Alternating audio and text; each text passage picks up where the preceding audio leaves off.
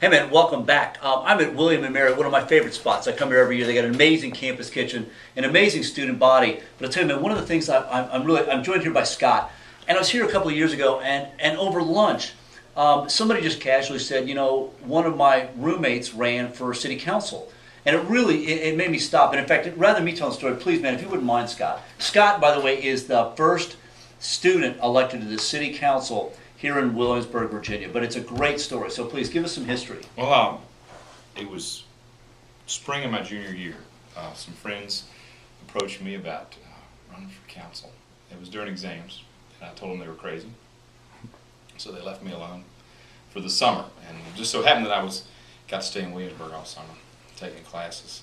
Had a lot of free time that I had never had before to do all the fun things that you don't have time to do in school.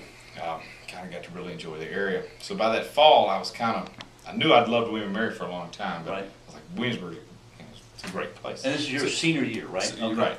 Fall of my senior year. I said, this place has got a lot of potential. I can see myself staying here. So I kind of looked at the town-gown relation as an opportunity for the whole place to improve. It hadn't been so good for a long time. And I felt like I had something to contribute. Now, Matt, when did that initial kind of, because what I want to understand, students went to the registrar and said, we want to vote. That happened I think that happened prior to 2008. We had a previous registrar who was not very student-friendly. Right. He left. Our new registrar, she's still there today, is excellent. She's very open, very helpful. So that regime is gone. But they were like, in effect, you can't vote here. I think that was the case for a time. Mm-hmm. But then a few students got registered, and then that fellow went on his way. So Great, gotcha. that regime kind of. So kind of, that broke it open. Right. And the new lady's great. But pretty much came out that I was going to run for council in the winter, or like just after Christmas.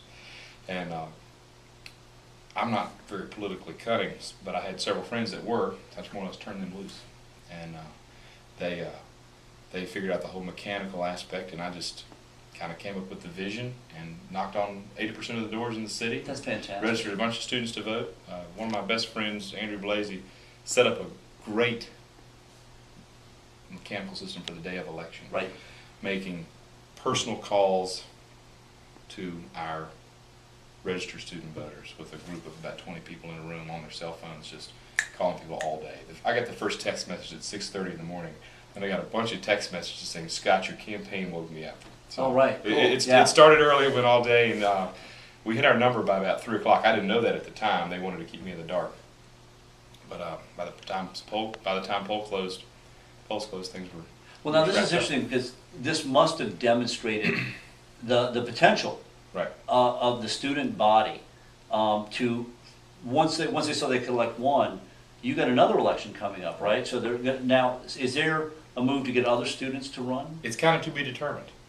It really depends on whether I'm a graduate student now in law school, and it really depends on whether there's that organic process by which I came about. Well, let me ask now. It's still up in the air. So.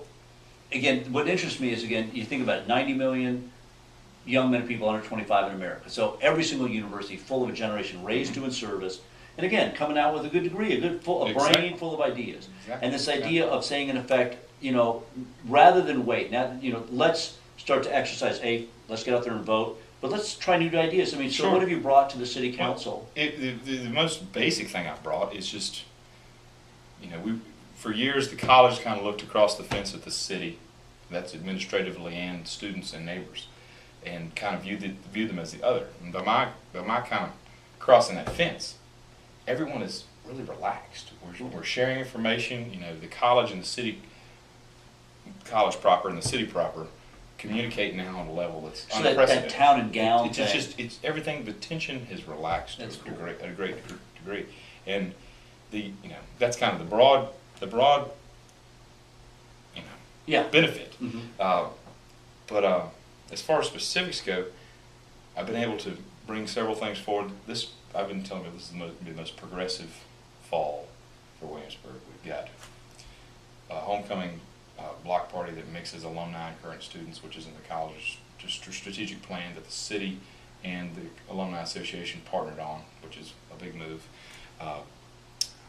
The city helped fund an orientation program to get students downtown knowing what goes on there and set them up with good deals with local restaurants and businesses. And we've got a whole lot more retail and restaurants that are going to be directed at students with Tribe Square coming online. Mm-hmm. We've got 2 development projects within a block of campus that are, it's really going to be that close college town cross section that everybody's been talking Well, about. you all must be just as embroiled in a lot of the economic tough times. It's Sure, a college town. sure. Usually college towns have great economies, but still. It's kind of a short-term economy as far as the college goes. You know, these kids are here 4 years. Ideally, I would love to find ways that, you know, we don't have such the brain drain we have today, that Right. when this crop of smart folks that graduates every spring migrates to DC. I would Right. love for there to be ways just more folks stay in Hampton Roads and Williamsburg specifically. See, that's what interests That's me. kind of the new frontier for You Williamsburg, bet. because it's a tourist town, it's a college town. We really need to be building on that young professional class. Right.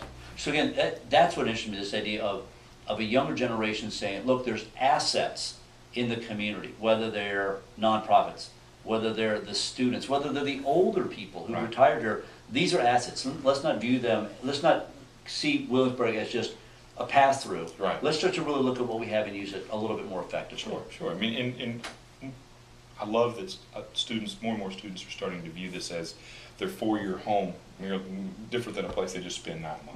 Right. A place that they invest in. Right. Because, you know, Williamsburg, if you're investing in Williamsburg, it's gonna come back to you. Right on. Well, congratulations, Ben. Thank you. Again, the first Thank you. student to win. Thank You know what's wild, man, is the potential for college students in college towns across America not only get one person on the city council, but quite frankly, you can take over the town.